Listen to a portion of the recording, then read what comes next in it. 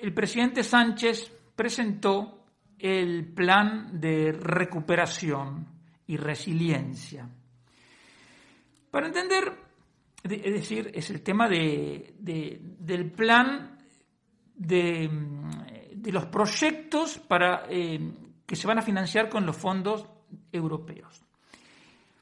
Para entender este tema del plan de recuperación hay que hacer un poco de contexto.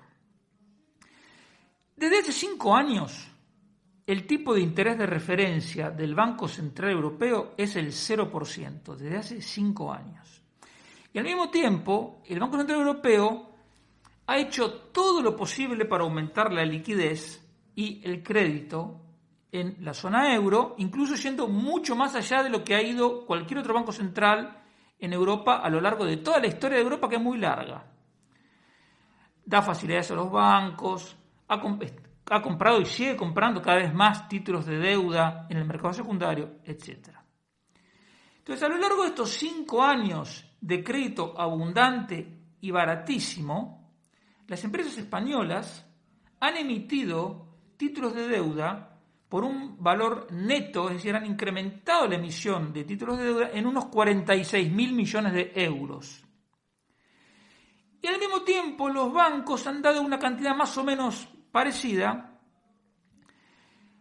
al sector agropecuario, industrial, del comercio, del transporte y de la hostelería.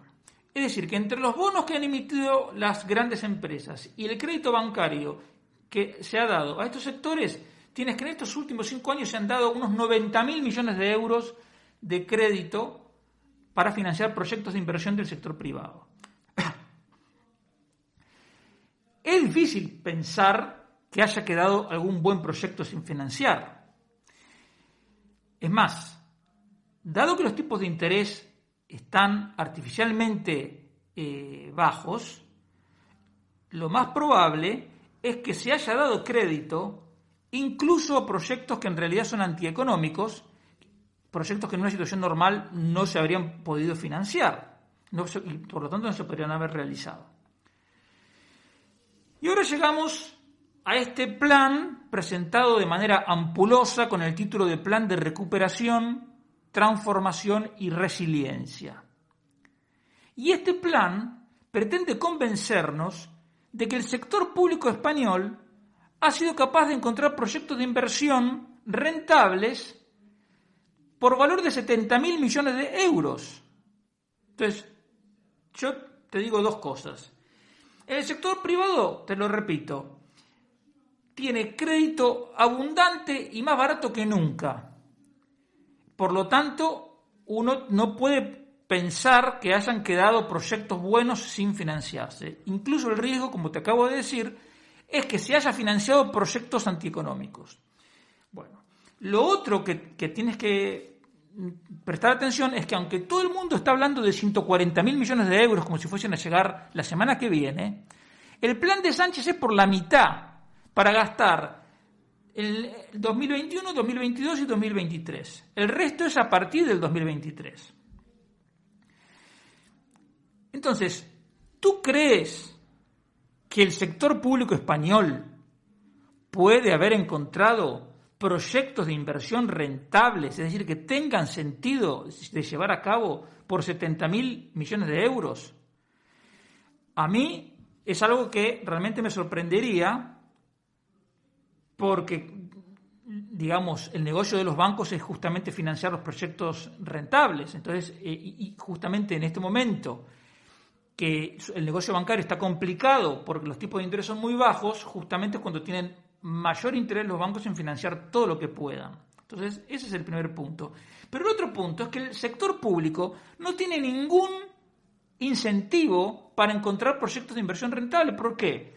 Porque el dinero no es del sector público, entonces en última instancia le da igual. Digamos, si no han tenido problema en rescatar con 53 millones de euros a la aerolínea Plus Ultra, que no es ni estratégica y que hace un tiempo se ofrecía para venderse por 2 millones de euros y el gobierno le ha dado 53, imagínate qué le va a interesar al gobierno ni guardar las formas en cuanto a que sean proyectos de inversión rentable.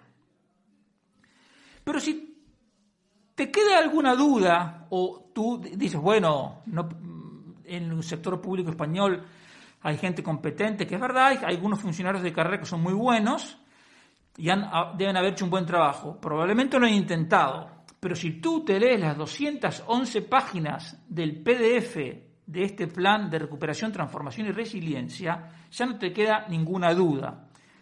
¿Qué te quiero decir? Es un catálogo de frases huecas que no dicen nada, pero son muy útiles para la propaganda oficial. Hablan de transición ecológica, transformación digital, crecimiento sostenible, digitalización humanista, resiliencia sanitaria, resiliencia económica. Todo es resiliente en el universo sanchista, todo es resiliente. Y con todas estas frases huecas, ¿qué hacen? Le ponen títulos a un número de proyectos de obras públicas que a la postre lo único que hacen es satisfacer los sesgos y las fobias de los socialistas de todos los partidos. Hablan de economía circular, descarbonización, modernización, transformación y un montón de cosas parecidas, pero no me queda nada claro por qué el crecimiento potencial, es decir, la capacidad de crecimiento de la economía, por qué va a aumentar. Porque de estos planes a mí no me surge ese crecimiento, esa capacidad de crecimiento. No se entiende por qué estas obras públicas van a desatar un crecimiento, y ellos dicen, rico en creación de empleo de calidad. ¿Y en qué se basa eso? No queda claro de la lectura del documento. Hablan de que las pymes van a crecer y se van a internacionalizar. Pues ¿cómo? No lo explican y tampoco se entienden, y hay un montón de cosas. Podría estar hasta pasado mañana diciéndote las cosas que no se entienden. ¿Y por qué no se entienden? No se entienden porque no hablan en ningún momento de remover las causas de los problemas estructurales de la economía española. Hay muchas normas que penalizan el crecimiento de las empresas. Por ejemplo, si tienes 50, a partir del momento que tienes 50 empleados, tienes que tener delegado sindical. Cuando pasas de un determinado nivel de facturación, pagas más impuestos impuestos de sociedades. Y hay muchísimas normas que en teoría están para favorecer a las pequeñas empresas, pero en la realidad lo que hacen es desincentivar el crecimiento de las empresas, y por eso España es uno de los países europeos que tiene en promedio las empresas más pequeñas. Tampoco hablan de mejorar la legislación laboral, tampoco hablan de cómo van a unificar el mercado interior, que está fracturado por la superposición de las normativas autonómicas.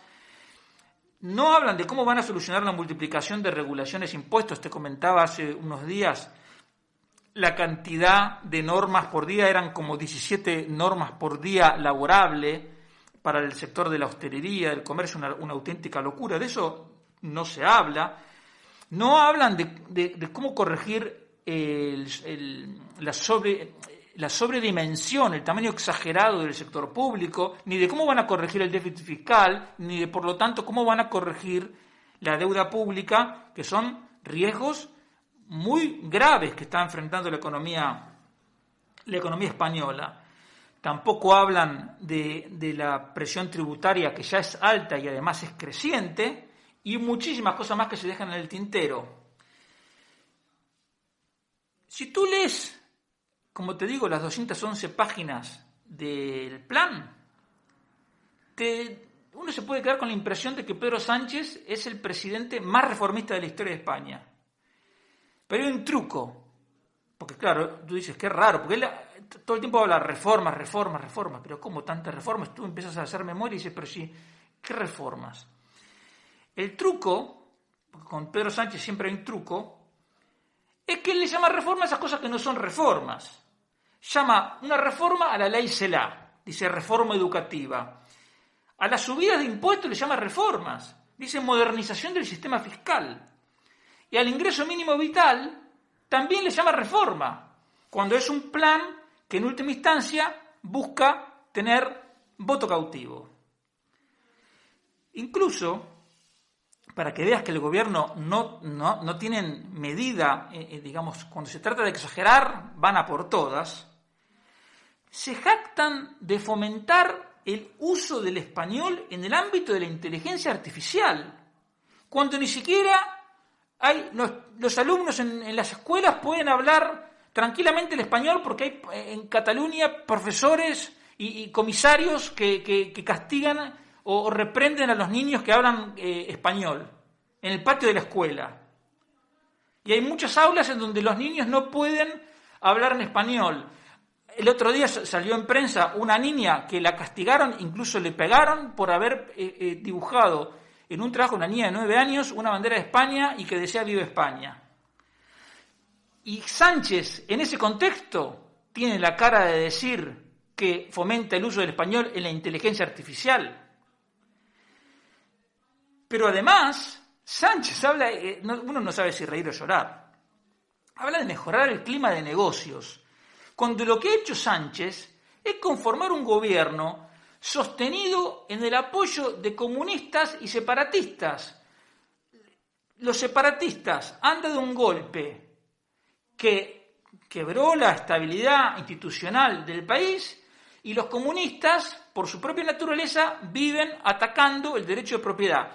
Tanto la estabilidad institucional como la defensa del derecho de propiedad son dos cosas fundamentales para un clima de negocios donde se quiera prosperar. Sin embargo, Sánchez habla de mejorar el clima de negocios cuando él ha hecho la antítesis.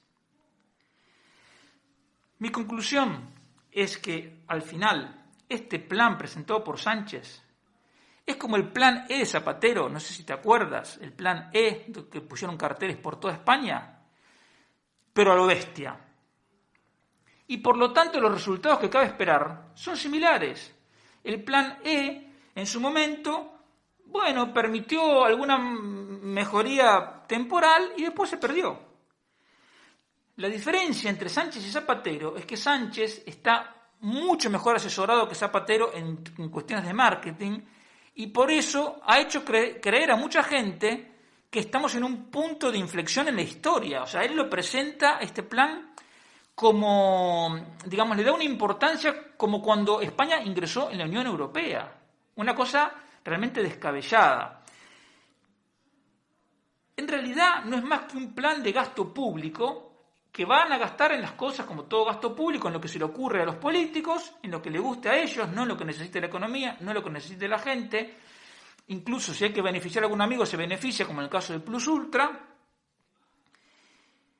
Y estos planes de gasto público, ¿qué es lo que tienen en común? Que tienen algunos ganadores, los amigos del poder, las empresas o los trabajadores que se beneficien de ese alivio temporal, y muchos perdedores. ¿Quiénes? Tú, yo y todos los que de manera directa o indirecta vamos a tener que sufrir la subida de impuestos que van a justificar con nuevos engaños. Lo único positivo que pueden tener estos fondos europeos es que lleguen verdaderamente a cambio de reformas. Es decir, que la Comisión Europea se ponga estricta y diga, mira, yo te mando el dinero cuando tú hagas esta reforma, cuando tú arregles el tema de las pensiones, cuando tú arregles el tema de la legislación laboral, algo. Si no es así, vamos a estar nosotros dando duros a 4 pesetas.